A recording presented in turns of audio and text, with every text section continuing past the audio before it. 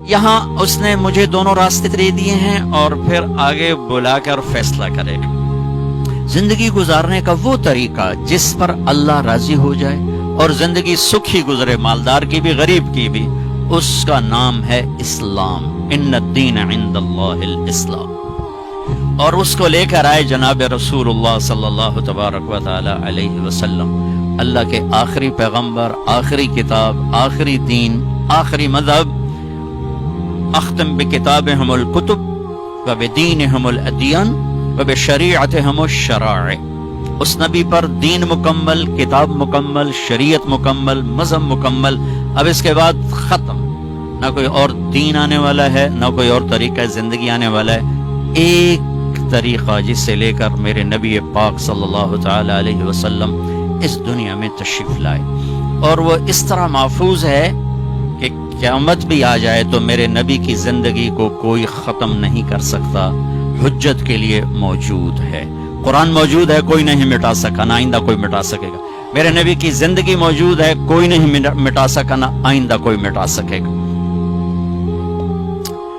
ایک یتیم پیدا ہوتا ہے، کون اس کی تاریخ پیدائش نوٹ کرے گا؟ ہسٹری نے بادشاہوں کی تاریخیں نوٹ کی، یتیموں غریبوں کی کون نوٹ کرتا ہے جی؟ لیکن ایک یتیم کے لیے کائنات کو الرٹ کیا ہوا تھا کہ ایک یتیم آ رہا ہے، اس کی کوئی چیز ادھر ادھر نہیں ہونی چاہیے۔ مجھے اپنی تاریخ پیدائش کے پورے فگر یاد ہوں یا نہ ہوں، لیکن میرے نبی کی ساری تاریخ، ہسٹری ایک یتیم کے گھر میں پیدا۔ دودھ پلانے والیاں چھوڑ کے چلی گئیں، ہمیں مزدوری کون دے گا دودھ پلانے کی؟ بھائی ہمیں نہیں چاہیے۔ ایک چھوٹی سی آپ کو مثال دے رہا ہوں کہ کیسے میرے رب نے اپنے حبیب کی زندگی کو محفوظ کیا۔ 22 اپریل 571 عیسوی،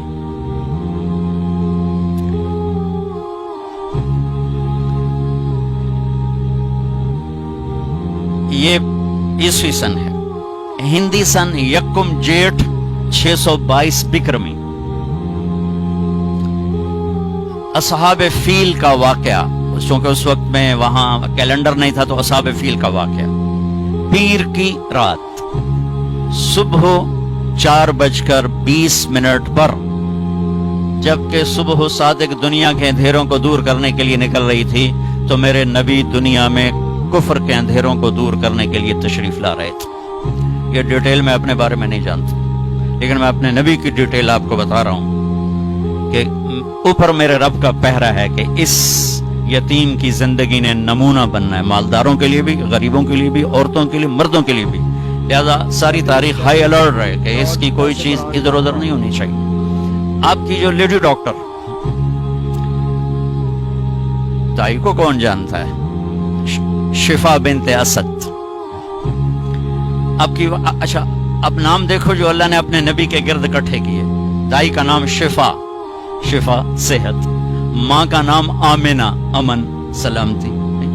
باپ کا نام عبداللہ، بندگی۔ خاندان کا نام ہاشم، ہاشم کہتے ہیں کھانا کھلانے والا، کھانا کھلانے والا۔ ان کا نام تو عامر تھا، ہاشم ان کا ٹائٹل تھا کہ انہوں نے مہمان نوازی کی انتہا کی، اس کو ہاشم کہتے ہیں۔ جو روٹیاں گوشت میں چورا بنا کے مہمانوں کو کھلائے اور پرواہ نہ کرے، اسے ہاشم کہتے ہیں۔ دودھ پلانے والی کا نام سعدیہ، جو سعادت بختی کی علامت۔ ان کا جو قبیلہ سعد خوش بختی۔ نام حلیمہ، جو حلم اور اخلاق اور درگزر۔ اور مذہب کا نام اسلام، جو سلامتی۔ اور عقیدے کا نام ایمان، جو امن۔ کتنے خوبصورت لفظ اللہ نے اپنے حبیب کے گرد جمع فرمائے، اور اپنا حبیب کا نام رکھوایا محمد اور احمد۔ یہ جو عربی کے حروف ہیں، کچھ نقطے والے ہیں، کچھ بغیر نقطے والے ہیں۔ نقطے والے کمزور ہوتے ہیں، بغیر نقطے والے طاقتور ہوتے ہیں، کہ ان کو مطلب بتانے کے لیے کسی کی ضرورت نہیں ہوتی۔ جب اللہ نے اپنا نام ہمیں بتایا تو اللہ، کوئی نقطہ نہیں۔ یہ ہمارے بر صغیر میں اللہ کو خدا کہتا ہے۔ میں ہاتھ جوڑتا ہوں، بھائی اللہ کہا کرو، خدا نہ کہا کرو۔ میں یہ نہیں آکھ رہا کہ غلط ہے، کوئی ہمیں کوئی فتویٰ نہ ٹھوک جاوے، ٹھیک ہے، لیکن اللہ کا نام جیسے گاڈ نہیں، اللہ کا نام جیسے ایشور نہیں، اللہ کا نام جیسے بھگوان نہیں، اللہ کا نام خدا بھی نہیں ہے۔